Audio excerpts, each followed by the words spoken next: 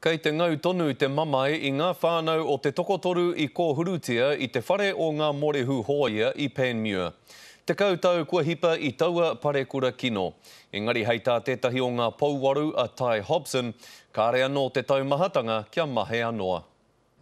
He whakamaumaharatanga ki te hunga kuariro, kaua ki ngā hoia o ngā pakanga o te ao, engari ki ngā tokotoru I Kōhurutia, te kautau ki muri.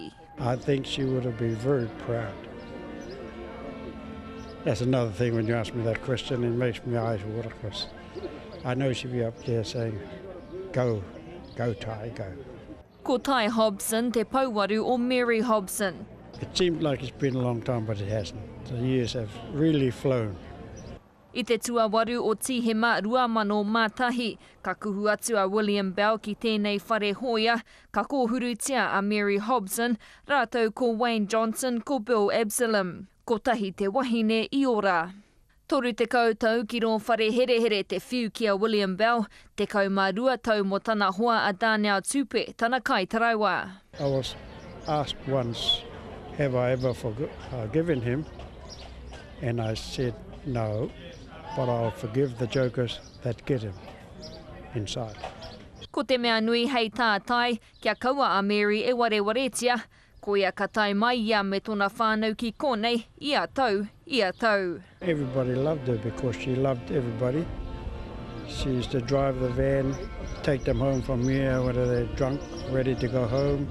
Ahakoa kei te ngana ngā mema o te whare nei ki te anga whakamua, kei te rongo tonu rātau I te mamai, toko maha hoki I kaore mo te hoki mai.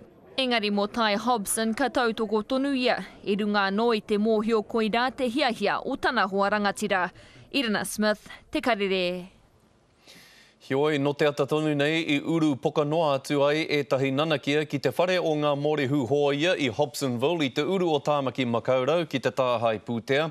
Ko tahi te wahine I haria ki te hōhipera o Waitākere mo o na wharanga noa nei.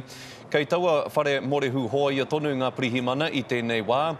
Hei tā rātou he whakamārama atua no ka puta I a rātou hei te roanga atu o tēnei ahiahi.